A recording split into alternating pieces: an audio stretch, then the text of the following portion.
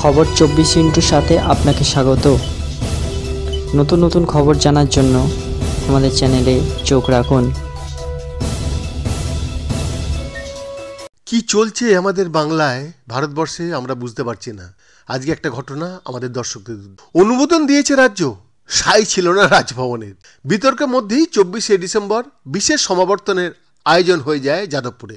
কিন্তু কে জানতো আচার্য শিবির আনন্দ বোসের কলমের এক খোঁচায় সমাবর্তনের আগেই রাতেই সরে যেতে হবে তারই নবনিযুক্ত অন্তর্বর্তী উপাচার্য বুদ্ধদেব সাউকে।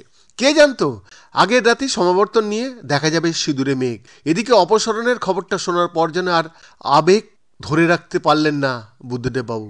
ক্ষোভটা উগরে দিলেন ক্যামেরার সামনে। পরিষ্কার বললেন, আমি কোনো অপরাধ করেছি বলে তো মনে হচ্ছে না। খানিকটা অভিমানের সুরেই বললেন, আমি তো আমার মনুষ্যত্ব খুইয়ে কিছু করব না। প্রসঙ্গত বিশ্ববিদ্যালয়ের আইন মেনে প্রতি বছর 24শে ডিসেম্বর সমাবর্তন হয় যাদবপুরে, কিন্তু সেই সমাবর্তন নিয়ে এবার বিগত কয়েকদিন ধরে বিস্তর দড়ি টানাটানি চলেছে। রাজভবনের সায়না মেলায় কেউ ভাবছিলেন ঘোড়া ডিঙে ঘাস খাওয়ার চেষ্টা করছে যাদবপুর, আবার আইন মেনে সবটা হচ্ছে বলে একেবারে সাংবাদিক বৈঠকে সরাসরি বলতে দেখা যায় এডুকেশনিস্ট ফোরামের সদস্যদের। কোন ক্ষমতা বলে যাদবপুর এমনটা করতে পারে তার কারণও দর্শাতে দেখা যায় যাদবপুরেরই অধ্যাপক মনোজিৎ মণ্ডলকে এবং ওম প্রকাশ মিশ্রদের। কিন্তু এরই মধ্যে বুদ্ধদেবকে সরিয়ে দেওয়ায় তা নিয়ে চলছে জোর চর্চা। সমাবর্তন নিয়েও তৈরি হয়েছে ধোঁয়াশা।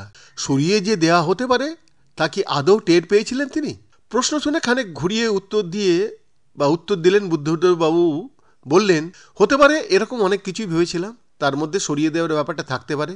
আমি তো আইন মেনে কাজ করব, সরিয়ে দেওয়ার ভয়ে তো আমি আর আইন অমান্য করব না। তবে তার সব যুক্তি, আমি কোথাও আইন অমান্য করিনি, এর ব্যাখ্যা আমি দিতে পারবো না। আমি কোনো অপরাধ করেছি বলে তো মনে হচ্ছে না আমার। এরপরই খানিক অভিমানের সুরেই বলেন, আমি তো আমার মনুষ্যত্ব খুইয়ে কিছু করব না। আমাকে ফাঁসিতে ঝুলিয়ে পড়ুয়াদের রক্ষা হলে করুক। দুই সরকারের আদালতে সবাইকে কিন্তু পড়ুয়াদের কথাই ভাবতে হবে।